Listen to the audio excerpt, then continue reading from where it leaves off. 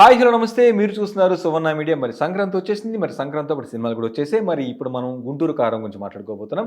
ఇన్ని వివాదాల మధ్య, ఇన్ని గొడవల మధ్య రిలీజ్ అయిన గుంటూరు కారం ఎలా ఉంది అంటే, ఒక్క మాటలో చెప్పాలంటే త్రివిక్రమ్ శ్రీనివాసు మహేష్ బాబుని కుర్చీ మడతపెట్టి డాష్. ఎస్, మీరు వినడానికి ఆశ్చర్యంగా ఉంటుంది, బట్ రిజల్ట్ అయితే అలాగే ఉంది.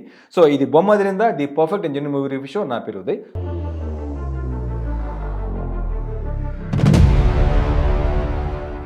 సో ఒక్కసారిగా మనం గుంటూరు కారం యొక్క లైన్ తీసుకుందాం.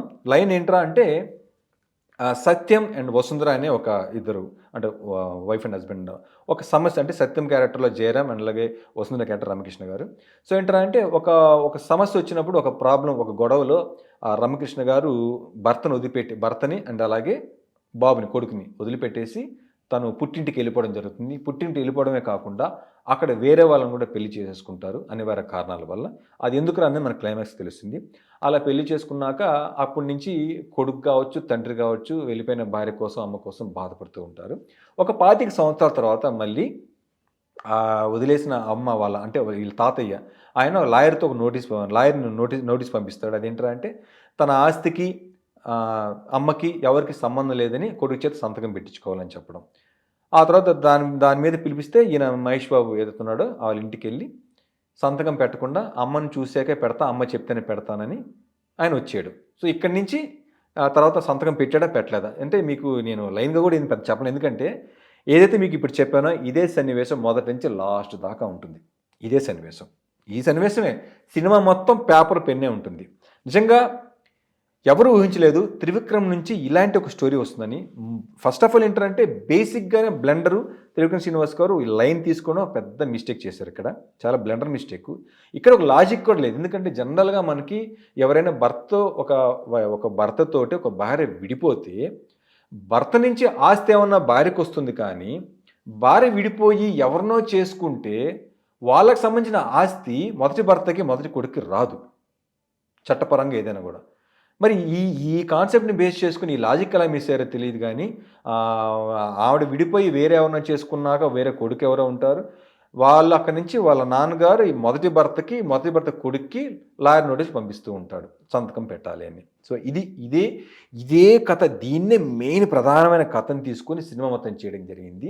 నిజంగా ఇక్కడ జనాలంతా షాక్ గురయ్యారు. తీసుకున్న లైనే చాలా దారుణమైన లైన్, చాలా ఘోరమైన లైన్ అనమాట. ఇక్కడే మొదటి సన్నివేశం లాస్ట్ వరకు ఇదే జరుగుతూ ఉంటుంది. ముఖ్యంగా తల్లి విడిపోయి ఇంకొని చేసుకుంది అనేదే ప్రేక్షకులు లాస్ట్ దాకా అసలు జీర్ణించుకోలేరు. ఏదో నిజం గుంటూరు కారం అనగానే ఒక భయంకరంగా చూపిస్తే భయంకర స్టోరీ తీసుకుంటారు. ఒక పోకిరి స్టైల్లో ఉంటుంది మహేష్ బాబు క్యారెక్టర్, అసలు నిజంగా చాలా అద్భుతంగా. అండ్ అలాగే ఫ్యామిలీ, మనకి త్రివిక్రమ్ శ్రీనివాస్ ఎలాగో ఫ్యామిలీ స్టోరీ, అలా కుటుంబంతో ఆయన అంటే మనకి ఇంతవరకు తెలుసు త్రివిక్రమ్ మ్యాజిక్. అంటే దీంట్లో మనకి త్రివిక్రమ్ మ్యాజిక్ లేదు, త్రివిక్రమ్ మ్యాజిక్ డైలాగ్స్ ఉండవు, ఆయన డైరెక్షన్ ఉండదు, అసలు ఏది కూడా మనకి ఎక్కడ కూడా త్రివిక్రమ్ మార్క్ ఈ సినిమాలో మొదటిసారి ఇంత వేగ్గా. చాలామంది ఈ సినిమాతో అజ్ఞాతవాసితో పోలుస్తున్నారు, కానీ కనీసం అజ్ఞాతవాసికి కూడా ఈ సినిమా తీసిపోను అంటే సగం కూడా మ్యాచ్ అవ్వదనమాట, అంత దారుణంగా ఉంది. ఒక్కసారి మనం ఈ సినిమాలో మన ప్లస్లు మైనస్లు చూద్దాం. ప్లస్లు ఏంట్రా అంటే, Mahesh Babu performance, Mahesh Babu appearance, Mahesh Babu dialogue delivery, Mahesh Babu ease. మైనస్లు ఏంట్రా అంటే, ఎక్సెప్ట్ మహేష్ బాబు తప్ప మిగతా అన్నీ నిజం. వినడానికి ఇది చాలా బాధగా ఆశ్చర్యంగా ఉంటుంది. మహేష్ బాబుని పక్కన పెడితే రిమైనింగ్ మొత్తం మైనస్లే. ఎవ్రీ ఆస్పెక్ట్లో మొత్తం ఫెయిల్యూర్ గుంటూరు కారం సినిమా.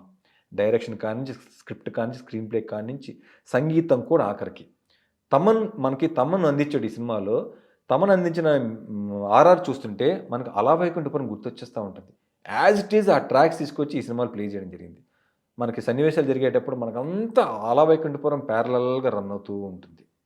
ఇక సాంగ్స్ విషయానికి వస్తే, మనకి కుర్చీని మడతపెట్టి అనే సాంగ్ ఆల్రెడీ హిట్ అయింది. ఆ సాంగ్, ఇంకో సాంగ్ తప్ప సాంగ్స్ కూడా పెద్దగా దీన్ని నోటీస్ చేసే విధంగా అయితే ఏమీ లేవు, ఆ ఒక్క సాంగ్ తప్ప.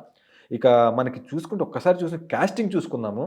కాస్టింగ్ చూసుకుంటే పెద్ద పెద్ద ఆర్టిస్టులు: మహేష్ బాబు, శ్రీలీల, రావు రమేష్, మురళీ శర్మ, ప్రకాష్ రాజ్, సునీల్, బ్రహ్మాజీ, అజయ్ ఘోష్, రాహుల్ రవీంద్రన్, వెన్నెల కిషోర్. క్యాస్ట్ చాలా పెద్ద క్యాస్ట్, ఎవరిని కూడా సరిగ్గా వాడుకోలేదు. ముఖ్యంగా రావు రమేష్ ప్రతి సినిమాలో రావు రమేష్కి మంచి మంచి పాత్ర అయితే ఉంటుంది మన త్రివిక్రమ్ సినిమాస్లో. మన మొదటిసారి రావు రమేష్ అయితే అలా నిలబడి ఉంటాడు అంతే. ఎటువంటి పెర్ఫార్మెన్స్ ఏమి డైలాగ్ ఏమి లేకుండా అసలు అంటే స్కోపే లేదు ఆయన క్యారెక్టర్ స్కోపే ఉండదు. అట్లా చాలా క్యారెక్టర్స్ అయితే అసలు ఐడియల్గా ఉంటాయి, అసలు ఏమీ ఉండవు. కాస్త ఎవరికన్నా క్యారెక్టర్ పడింది అంటే మహేష్ బాబుతో పాటు శ్రీలీల, అలాగే వెన్నెల కిషోర్, మురళీ శర్మ, ప్రకాష్ రాజ్, ఈ నలుగురే ఉంటారు. అందరికన్నా ఎక్కువ యాక్ట్ చేసింది ఏంట్రా అంటే పెన్ను, పేపరు, ఇంతే. ఇంత వేగ్గా అనేది అసలు త్రివిక్రమ్ సినిమాస్ అన్నిట్లోకి, త్రివిక్రమ్ సినిమా ఏదైతే ఈ ఫ్లాప్ సినిమాలు ఏమైనా కొన్ని తీస్తే దాంట్లో కూడా మనం ఎంతో కొంత బాగుంటుంది. అన్నిట్లోకి డిజాస్టర్ ఫ్లాప్ అంటే మాత్రం మనకి గుంటూరు కారమే అతనికి రాసుకోవచ్చు. ఇంకా అంటే మనకి సినిమా చూసినంతసేపు మనకి త్రివిక్రమ్ యొక్క పాత సినిమాల రెఫరెన్స్లు కనపడుతూనే ఉంటాయి. అంటే కాపీ పేస్ట్ లాగే ఉంటుంది. లైక్ ఈ సినిమాలో మనకి అలా వైకుంఠపురంలో ఏదైతే మనకి సుశాంత్ క్యారెక్టర్ ఉందో, అంటే ఒక అమాయకుడు కాస్త హీరో అంత క్యాపబుల్ కాకుండా ఎట్లయితే ఉంటాడో, సేమ్ ఈ సినిమాలో కూడా అదేవిధంగా రాహుల్ రవీంద్రన్ ప్లే చేసిన క్యారెక్టర్ ఉంది. అసలు దీనికి రాహుల్ రవీంద్రనే అక్కర్లేదు. సో ఆ క్యారెక్టర్ కూడా ఒక డంబ్ అనమాట ఈ సినిమాలో. అలాగే సెకండ్ హీరోయిన్కి అయితే అసలు క్యారెక్టరే లేదు. అట్లేందంటే క్యారెక్టర్స్ అన్నీ కూడా మనకి ఎక్కడో రెఫరెన్స్లు కనపడతా ఉంటాయి, సన్నివేశాలు, ఆ సీన్స్ పాతి. అంటే కొత్తగా ఆలోచించలేకపోయారు. మనకు పాత సినిమా రెఫరెన్స్ కనపడుతుంది. ఇక అది కూడా పూర్తిగా ఏది కూడా ఫుల్ లెంత్లో ఫుల్ఫిల్ చేసుకోకుండా చాలా వేగ్గా, అత్యంత బలహీనంగా రాసుకున్నారు. జనరల్గా మనకి త్రివిక్రమ్ సినిమాలంటే మనకి ఆయన మార్క్ కామెడీ, ఆయన మార్క్ పెన్. అసలు ఈయనైనా డైరెక్షన్ చేసి అనిపించేసింది. అతను మార్క్ అంటే అతను పంచ్ డైలాగ్స్ కొన్ని ఉంటాయి, ఒక్క పంచ్ డైలాగ్ ఉండదు.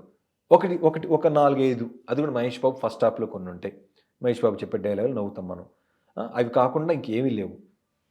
పంచ్ డైలాగ్స్ లేవు, ఆయన మార్క్ కామెడీ లేదు, ఆయన మార్కు పంచులు లేవు. అసలు మనకి ఇది త్రివిక్రమేణ డైరెక్ట్ చేసిందని కూడా డౌట్ వచ్చేస్తుంది.